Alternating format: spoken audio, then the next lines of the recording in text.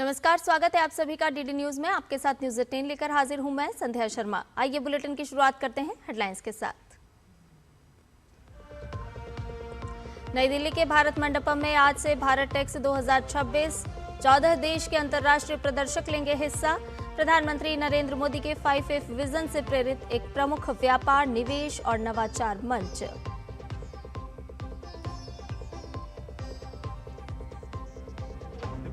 तीसरी भारत EU व्यापार और प्रौद्योगिकी परिषद की मंत्री स्तरीय बैठक आज से ब्रुसेल्स में। वाणिज्य मंत्री पीयूष गोयल करेंगे सह अध्यक्षता। विदेश मंत्री डॉक्टर एस जयशंकर होंगे शामिल।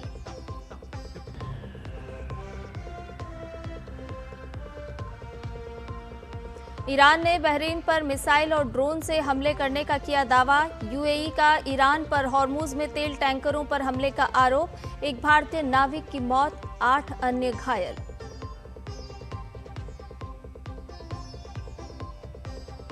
भारत और इंग्लैंड के बीच 3 वनडे मैचों की सीरीज का पहला मुकाबला आज। T20 में मिली हार का बदला लेने के इरादे से उतरेगा भारत। एक बार फिर टीम इंडिया की जर्सी में नजर आएंगे रोहित और विराट।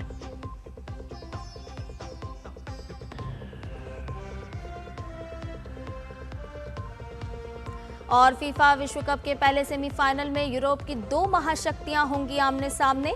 लगातार तीसरे फाइनल में पहुंचने के इरादे से उतरेगा फ्रांस। वहीं 2010 के बाद फिर से विश्व विजेता बनने की राह पर है स्पेन।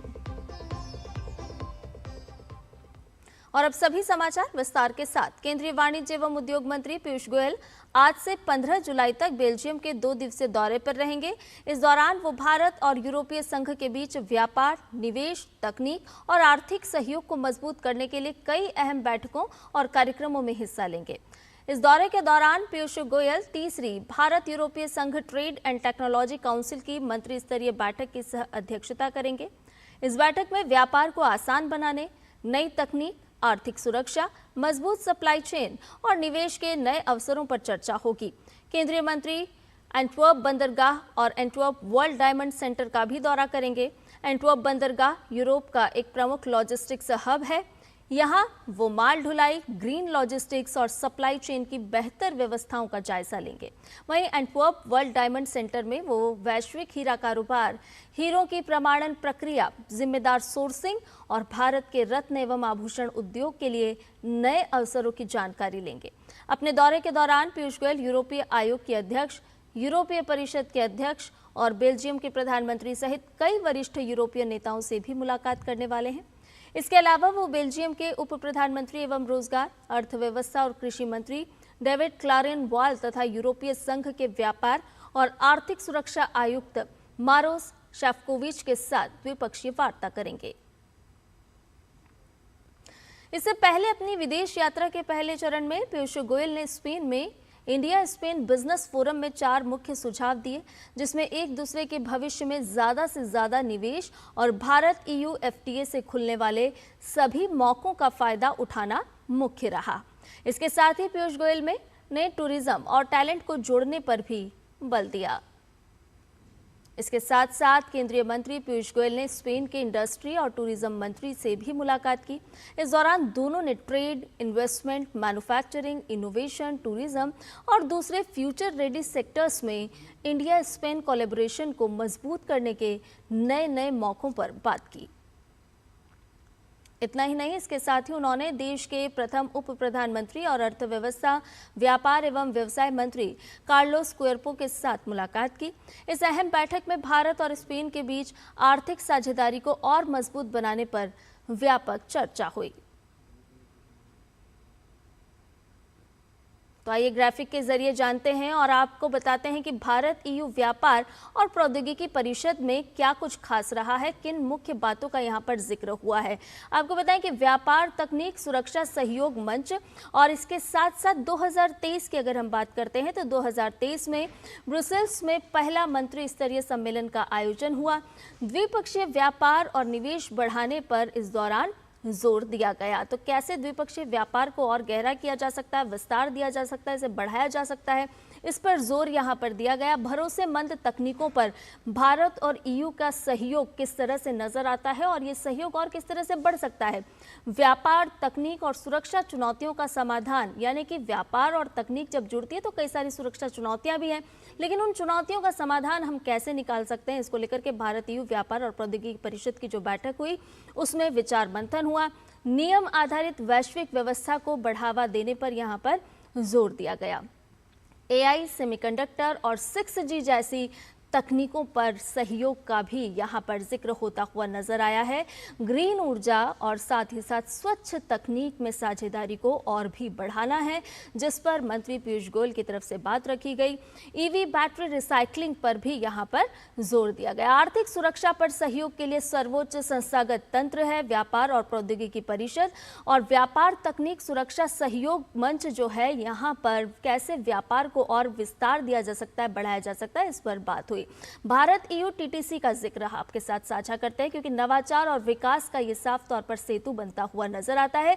तकनीकी चुनौतियों का साझा समाधान यहां पर खोजने का प्रयास किया गया है। वैश्विक स्तर पर भारत की स्थिति हम सभी जानते हैं कि मजबूत है। जिस तरह से हम देख रहे हैं कि पश्चिम एशिया में कैसे हालात है, लेकिन भारत की स्थिति हर ओर से अगर हम देखते हैं और खासतौर पर अर्थव्यवस्था के मोर्चे पर देखते हैं तो मजबूत नजर आती है।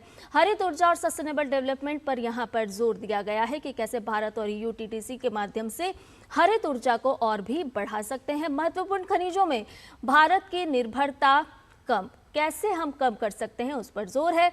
भारतीय निर्यातकों को एक बड़ा बाजार इसके माध्यम से मिलता हुआ नजर आएगा।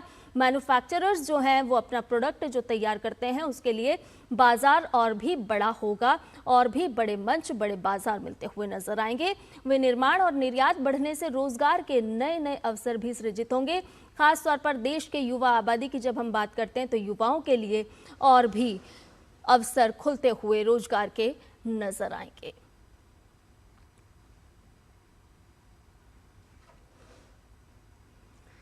आइए रुक करते अगली खबर का। विदेश मंत्री डॉक्टर एस जयशंकर आज 2 दिन के ब्रसेल्स दौरे पर जा रहे हैं, जहां वो तीसरी इंडिया EU ट्रेड और टेक्नोलॉजी काउंसिल मीटिंग में शामिल होंगे और अपने EU और बेल्जियम के समकक्षों से बातचीत करेंगे। डॉक्टर एस जयशंकर की ब्रसेल्स यात्रा भारत और यूरोपीय संघ के बीच बढ़ते आर्थिक और रणनीतिक सहयोग को दर्शाती है। वो यूरोपीय ब्लॉक के साथ द्विपक्षीय व्यापार और तकनीकी सहयोग को गति देने वाले मुद्दों पर चर्चा कर रहे हैं।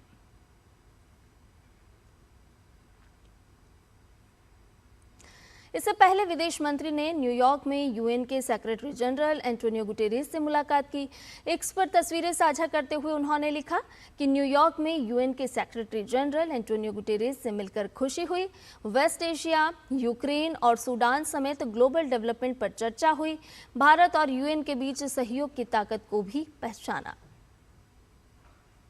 तो ये तस्वीरें आपको बता रहे हैं जहां UN secretary general Antonio Guterres से मुलाकात की विदेश मंत्री डॉक्टर एस जयशंकर ने, और इस दौरान कई महत्वपूर्ण विषयों पर चर्चा, वेस्ट एशिया, यूक्रेन और सूडान समेत ग्लोबल डेवलपमेंट पर विस्तार से चर्चा विदेश मंत्री ने की है। इसके साथ ही भारत ने संयुक्त राष्ट्र सुरक्षा परिषद की 2028-29 की अवधि के लिए अस्थायी सदस्यता हासिल करने के उद्देश्य से सोमवार को अपना आधिकारिक प्रचार अभियान शुरू किया।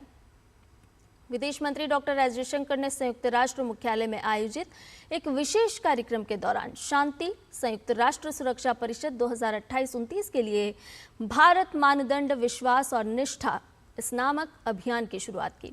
इस कार्यक्रम में संयुक्त राष्ट्र में विभिन्न देशों के स्थायी प्रतिनिधि, राजनयिक और वरिष्ठ अधिकारी मौजूद रहे।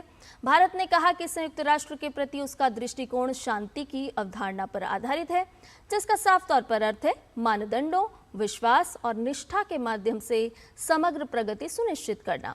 इससे पहले भारत वर्ष 2021-22 की अवधि में सुरक्षा परिषद का स्थायी सदस्य रह चुका है। साल 2028-29 की अवधि के लिए चुनाव अगले वर्ष जून में होने हैं। एशिया प्रशांत समूह की एकमात्र सीट के लिए भारत और तजाकिस्तान के बीच मुकाबला होगा। विदेश मंत्री डॉक्टर एस जयशंकर ने इस मौके पर कहा कि भारत टेरर फाइनेंसिंग को रोकने पर ध्यान देने, टेररिस्ट ग्रुप्स की लिस्टिंग के लिए ऑब्जेक्टिव और सबूतों पर आधारित प्रस्तावों को बढ़ावा देने के लिए कमिटेड है।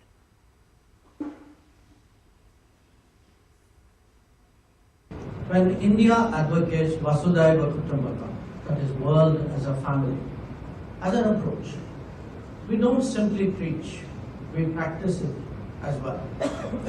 So let me share with you today a few recent examples of our contribution to global well-being.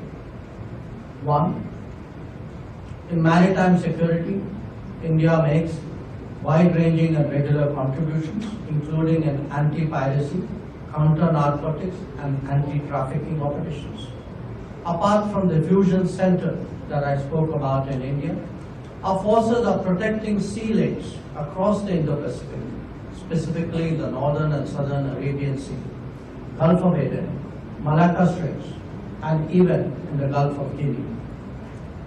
A long record of peacekeeping is today extended to offering training and capacity building to 98 nations in the Delhi Center of UN Peacekeeping. Bharat की सबसे बड़ी वैश्विक वस्त्र प्रदर्शनी Bharat takes 2026 की शुरुआत आज से नई दिल्ली के भारत मंडपम में होगी। 4 दिवसीय इस आयोजन में वस्त्र, फैशन, स्थिरता, प्रौद्योगिकी, नवाचार, निवेश और अंतर्राष्ट्रीय व्यापार के क्षेत्र में भारत के बढ़ते वैश्विक नेतृत्व का प्रदर्शन किया जाएगा। यह आयोजन निर्माताओं, निर्यातकों, वैश्विक खरीदारों, निवेशकों, नीति निर्माताओं और अंतर्राष्ट्रीय प्रतिनिधि मंडलों, कारीगरों, स्टार्टअप, साथ ही साथ प्रौद्योगिकी प्रदाताओं को एक साथ लाएगा। भारत टेक्स 2026 के इस तीसरे संस्करण में 7,000 से ज्यादा खरीदारों, 1,30,000 व्यापार आगंतुकों और 20,000 से ज्यादा वस्त्र उत्पादों की भागीदारी की उम्मीद की जा रही है। इस आयोजन में 14 देश के अंतर्राष्ट्रीय प्रदर्शक भाग लेंगे। इस आयोजन में 11 राज्य भाग ले रहे हैं। प्रधानमंत्री नरेंद्र मोदी के F5 vision, form to fibre to factory to fashion to foreign से प्रेरित होकर भारत टेक्स 2026 कपड़ा मूल्य श्रृंखला में व्यापार, निवेश, नवाचार, नीतिगत संवाद और रणनीतिक साझेदारी के लिए एक प्रमुख वैश्विक मंच के रूप में विकसित हुआ है। तो 30 से ज्यादा MOU की उम्मीद भी भारत टेक्स 2026 के माध्यम से की जा रही है। इस आयोजन से वैश्विक साझेदारी को नई दिशा मिलेगी। 14 देशों के अंतर्राष्ट्रीय प्रदर्शक क्योंकि इसमें शामिल हो रहे हैं, जिनमें शामिल है US, UK, जापान, पुर्तगाल और इतना ही नहीं, इसके साथ साथ न्यूजीलैंड, दक्षिण कोरिया भी भारत टेक्स 2026 में भाग ले रहे हैं और इसीलिए वैश्विक साझेदारी की उम्मीद इससे और भी बढ़ जाती है। स्पेन, दक्षिण अफ्रीका, नेपाल शामिल हैं। UN और EU के प्रतिनिधि भी इसमें मौजूद रहेंगे। तो स्पेन, दक्षिण अफ्रीका, नेपाल वैश्विक साझेदारी के माध्यम से जब हम देखते हैं, इसको एक विस्तृत रूप में जब हम देखते हैं तो देख रहे हैं कि बाकी देश भी यहाँ पर शामिल हो रहे हैं। UN और EU के प्रतिनिधि भी इस भारत टेक्स 2026 में मौजूद रहेंगे। 20 से ज़्यादा देशों के 350 से ज़्यादा वक्ता भी इसमें शामिल और इसके साथ साथ कई देशों के मंत्री स्तरीय प्रतिनिधि मंडल भी यहाँ भाग लेते हुए नजर आएंगे। भारत टेक्स 2026 के दौरान विशेष द्विपक्षीय सत्र भी आयोजित होंगे। भारत अमेरिका कपास साझेदारी, कैसे इस साझेदारी को बढ़ाया जा सकता है, भारत न्यूजीलैंड ऊन परितंत्र, कैसे एक इकोसिस्टम तैयार किया जा सकता है, साथ ही साथ भारत ब्रिटेन FTA का क्रियान्वयन, ये महत्वपूर्ण बिंदु भी यहाँ शामिल किया गया है। जापान प्रतिनिधिमंडल की बैठक भी इस दौरान होगी और रूस केंद्रित वस्त्र संबंधी चर्चा होने की भी साफ तौर पर उम्मीद यहाँ पर नजर आ रही है। तो कैसे विशेष तौर पर द्विपक्षीय सत्र का आयोजन और उसके माध्यम से कैसे एक वैश्विक स्तर पर भारत का जो वस्त्र उद्योग है उसे नई पहचान दिलाई जा सकती है, उसको लेकर के ये बहुत ही महत्वपूर्ण रहने वाला है। आइए रुक करते हैं अगली खबर का। आपको बताएं कि भारत और यूनाइटेड किंगडम के बीच हुआ व्यापक आर्थिक एवं व्यापार समझौता 15 जुलाई 2026 से आधिकारिक रूप से लागू हो जाएगा।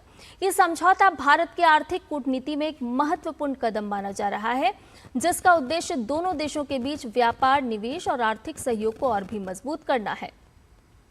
ये समझौता विकसित भारत 2047 के राष्ट्रीय लक्ष्य के अनुरूप भारत और यूके के बीच एक आधुनिक, संतुलित और दीर्घकालिक आर्थिक साझेदारी को बढ़ावा देगा। तो दोनों देशों के बाजारों तक बेहतर पहुंच भी इसके माध्यम से अब मिलते हुए नजर आएगी। 2021 में बेहतर व्यापार साझेदारी से इसकी शुरुआत की गई थी और CETA के लागू होने से दोनों देशों के उद्योगों, निर्यातकों और पेशेवरों के लिए नए नए अवसर खुलने की भरपूर उम्मीद यहां पर नजर आ रही है। 2030 तक व्यापार दोगुना करने का लक्ष्य रखा गया है। भारत यूके व्यापक आर्थिक साझेदारी के माध्यम से 14 चरण की वार्ता के बाद ये समझौता पूर्ण हुआ है, जो कि कल से लागू होगा। 6 मई 2025 को इसे अंतिम रूप दिया गया था।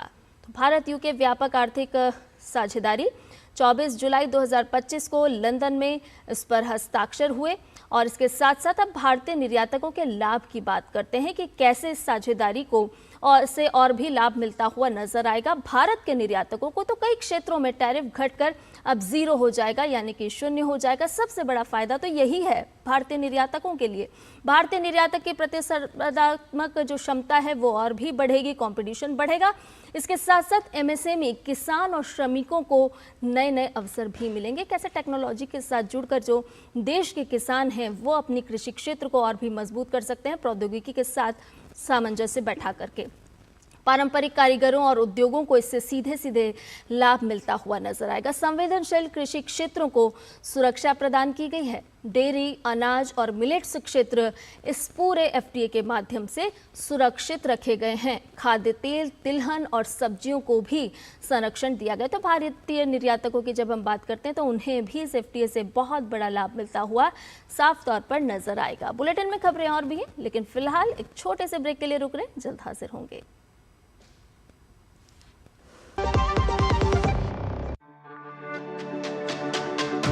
मेरी पसंद, मेरी पसंद, मेरी पसंद, मेरी पसंद, हमारी पसंद, हम सबकी पसंद। मजबूत देश का मजबूत सरिया हो गया स्टील। देखिए, सिर्फ मेरे कहने पर टर्म इंश्योरेंस मत लीजिए। अगर आपको ये चिंता है कि दुर्भाग्यवश आपके बाद परिवार का क्या होगा, तब टर्म इंश्योरेंस लीजिए। अगर आप एक जिम्मेदार पिता हैं, पति हैं, तब टर्म इंश्योरेंस लीजिए पॉलिसी बाजार से। या छोड़ दीजिए परिवार को किस्मत के भरोसे। पॉलिसी बाजार पे 1 करोड़ का टर्म इंश्योरेंस सिर्फ 410 रुपए हर महीने से शुरू होता है। ब्रेक के बाद न्यूज 18 में आपका एक बार फिर से स्वागत है। पश्चिम बंगाल में टीएमसी पर वर्चस्व की लड़ाई के बीच ऋतुव्रत बनर्जी ने नया दांव खेलते हुए ममता बनर्जी को शहीद दिवस रैली में आने का ऑफर दे डाला है। अब नया विवाद छिड़ गया है शहीद दिवस रैली को लेकर, जिसमें ऋतुव्रत बनर्जी की अगुवाई वाली टीएमसी का कहना है कि अगर ममता बनर्जी मार्गदर्शक के रूप में आना चाहें तो 21 जुलाई को होने वाली इस रैली में शामिल हो सकती हैं। बागी गुट का कहना है कि ये रैली टीएमसी की ओर से आयोजित हो रही है, न कि किसी गुट की ओर से। वहीं इस गुट ने यह भी स्पष्ट कर दिया है कि फिलहाल ममता बनर्जी को औपचारिक रूप से आमंत्रित करने को लेकर अभी कोई निर्णय नहीं लिया गया है। आपको बता दें कि 21 जुलाई को वार्षिक शहीद दिवस कार्यक्रम गांधी प्रतिमा के पास आयोजित किया जाएगा। पुरी में 16 जुलाई से शुरू होने वाली विश्व प्रसिद्ध भगवान जगन्नाथ रथ यात्रा को लेकर सुरक्षा और आपदा प्रबंधन की तैयारियां तेज कर दी गई हैं। लाखों श्रद्धालुओं की संभावित भीड़ को देखते हुए प्रशासन द्वारा व्यापक सुरक्षा व्यवस्था सुनिश्चित की जा रही है। रथ यात्रा से पहले एनडीआरएफ, स्काउट एंड गाइड, अग्निशमन सेवा और अन्य संबंधित एजेंसियों ने मिलकर एक बहु एजेंसी मॉक ड्रिल का आयोजन किया। इस अभ्यास के दौरान आपातकालीन परिस्थितियों से निपटने, श्रद्धालुओं की सुरक्षा, बचाव कार्यों और विभिन्न सुरक्षा एजेंसियों के बीच बेहतर समन्वय की तैयारियों का परीक्षण किया गया। कहते हैं अगर इरादे मजबूत हों और मन में श्रद्धा हो तो उम्र कभी बाधा नहीं बनती। ओडिशा की राजधानी भुवनेश्वर के पात्रपड़ा गांव में कुछ ऐसा ही देखने को मिल रहा है।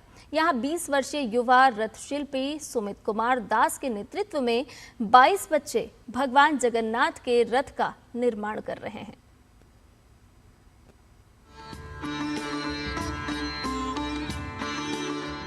भुवनेश्वर के पात्रपड़ा गांव के 20 वर्षीय सुमित कुमार दास और उनकी टीम ने अपनी मेहनत, लगन और आस्था से एक नई मिसाल कायम की है। जिस उम्र में बच्चे खेलकूद में व्यस्त रहते हैं, उसी उम्र में ये नन्हे हाथ भगवान जगन्नाथ के रथ को आकार दे रहे हैं। करीब 22 बच्चों की यह टीम पूरी निष्ठा के साथ पारंपरिक शैली में रथ निर्माण कर रही है। यही वजह है कि आज पात्रपड़ा गांव अपनी इस अनूठी पहचान के कारण लोगों का ध्यान आकर्षित कर रहा है। कुछ समय पहले टीम ने अपने बनाए रथ की तस्वीर सोशल मीडिया पर साझा की थी। देखते ही देखते यह तस्वीर वायरल हो गई। हजारों लोगों ने उनकी कला की सराहना की और यहीं से देश भर में रथ निर्माण के ऑर्डर मिलने शुरू हो गए। अब तक सुमित और उनकी टीम 16 राज्यों के लिए 22 रथ तैयार कर चुकी है। वर्तमान में कुल 84 से अधिक रथों का निर्माण किया जा चुका है। साथ ही उनके बनाए रथों की मांग अब विदेशों से भी आने लगी है और कई रथ विदेश भेजने की तैयारी चल रही है। भक्ति, समर्पण और अथक परिश्रम से लिखी गई सुमित और उनकी टीम की यह कहानी बताती है कि प्रतिभा को अवसर मिले तो वह सीमाओं में नहीं बंधती। आज पात्रपड़ा के ये नन्हे रथ शिल्पी न केवल भगवान जगन्नाथ की परंपरा को आगे बढ़ा रहे हैं, बल्कि अपनी कला के माध्यम से उड़ीसा की सांस्कृतिक विरासत को देश और दुनिया तक पहुंचा रहे हैं। भुवनेश्वर से सिंपुल नायक, डीडी न्यूज।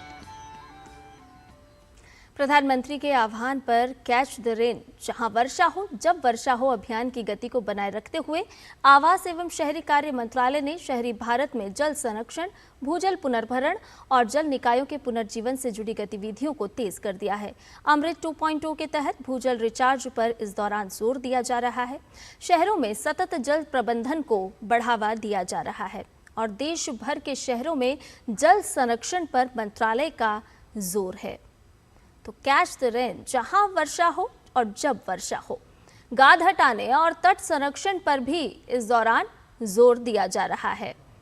जल भंडारण क्षमता बढ़ाने के प्रयास अब तेज कर दिए गए हैं और करीब 2 लाख रिचार्ज संरचनाओं से भूजल बढ़ाने का प्रयास भी किया जा रहा है। 27 राज्यों पर नजर डालते हैं तो 27 राज्य में 900 निकाय की सक्रिय भागीदारी भी अब नजर आने लगी है। इस अभियान को लगातार गति दी जा रही है, रफ्तार दी जा रही है। 79 नगर निगम में लगभग 2 लाख रिचार्ज संरचनाएं शुरू भी कर दी गई हैं और कैसे जन भागीदारी को जोड़कर हम अपने भविष्य का निर्माण कर सकते हैं, भविष्य के लिए एक एक बूंद का संचय कर सकते हैं, इस अभियान का साफ तौर पर यही मकसद नजर आता है। आज बचाई गई हर बूंद आने वाली पीढ़ियों की जल सुरक्षा में एक बेहतर निवेश है। तो हम छोटी छोटी आमदनी को बचाते हैं और एक बेहतर निवेश के विकल्प का चयन करते हैं, लेकिन अगर हमें अपनी पीढ़ी को बचाए रखना है तो उसके लिए ये भी एक बेहतर भविष्य के लिए बेहतर निवेश है, जिसका चयन आप भी कीजिए। जन भागीदारी से जुड़ी और एक एक बूंद का संचयन कीजिए ताकि आपकी जो आगे आने वाली भविष्य की पीढ़ी है वो सकुशल अपना जीवन यापन कर पाए। और पर्यावरण संरक्षण की ओर ये जो पहल है वो काफी महत्वपूर्ण है और अपनी आने वाली पीढ़ी को भी इस महत्वपूर्ण पहल के साथ आप जरूर जोड़िए और एक एक बूंद को बचाइए। आइए रुक करते अगली खबर का। यूएई ने मंगलवार को दावा किया कि ईरान ने हॉर्मुज स्ट्रेट में 2 जहाजों पर मिसाइलों से हमला किया। इस हमले में टैंकर पर सवार एक भारतीय चालक दल के सदस्य की मौत हो गई जबकि 8 लोग घायल हुए हैं। यूएई के रक्षा मंत्रालय ने सोशल मीडिया पोस्ट में लिखा कि ओमानी जल क्षेत्र के अंदर हॉर्मुज स्ट्रेट के दक्षिणी शिपिंग लेन से गुजरते समय राष्ट्रीय टैंकर मोम्बासा और अल बय्या को 2 ईरानी क्रूज मिसाइलों ने निशाना बनाया। 8 घायलों में से 4 की हालत गंभीर है। हमलों से दोनों टैंकरों में आग लग गई जिससे काफी नुकसान हुआ है। यूएई के रक्षा मंत्रालय ने ईरान के इस हमले की कड़ी निंदा की है और इसे अंतर्राष्ट्रीय कानून का एक गंभीर उल्लंघन भी बताया है। और इस बीच ईरान के रिवॉल्यूशनरी गार्ड्स ने दावा किया कि उसने बहरीन में अमेरिकी ठिकानों पर मिसाइल और ड्रोन से हमला किया है। गार्ड्स के मुताबिक हथियार सहायता गोदामों, सैटेलाइट कम्युनिकेशन सेंटर और अमेरिकी सैनिकों के आवासीय भवन को निशाना बनाया गया। इससे पहले बहरीन में चेतावनी सायरन बजा और सरकार ने लोगों से सुरक्षित स्थानों पर जाने की अपील की। खेल की खबरों में भारत और इंग्लैंड के बीच 3 वनडे मैचों की आज से बर्मिंघम में शुरुआत होने जा रही है। भारतीय टीम इरादा वनडे सीरीज को जीतकर T20 में मिली हार का हिसाब बराबर करने का होगा। वनडे सीरीज में सीनियर खिलाड़ियों की वापसी से टीम को मजबूती मिलने की उम्मीद है। अनुभवी विराट कोहली और रोहित शर्मा एक बार फिर टीम इंडिया की जर्सी में नजर आने वाले हैं। कोहली और रोहित को वनडे सीरीज में न केवल खुद के लिए अच्छा प्रदर्शन करना होगा बल्कि T20 में लगातार हार से आहत भारतीय टीम के मनोबल को बढ़ाने में भी महत्वपूर्ण भूमिका निभानी होगी।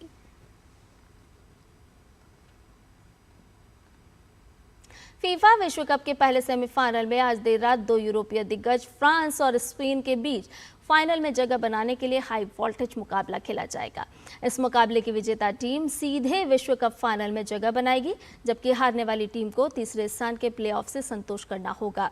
स्पेन ने पूरी प्रतियोगिता में अपने अनुशासित डिफेंस, तेज पासिंग और गेंद पर शानदार नियंत्रण से विरोधियों को परेशान किया है, तो वहीं फ्रांस ने मोरक्को को हराकर लगातार तीसरी बार विश्व कप के सेमीफाइनल में जगह बनाई है।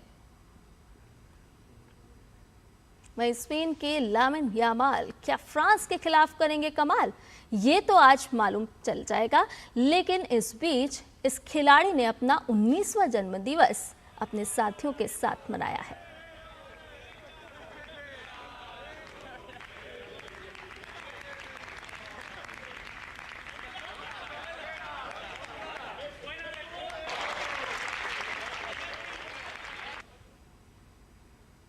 और न्यूज़ 18 में फिलहाल के लिए इतना ही। मुझे दीजिए इजाजत। नमस्कार।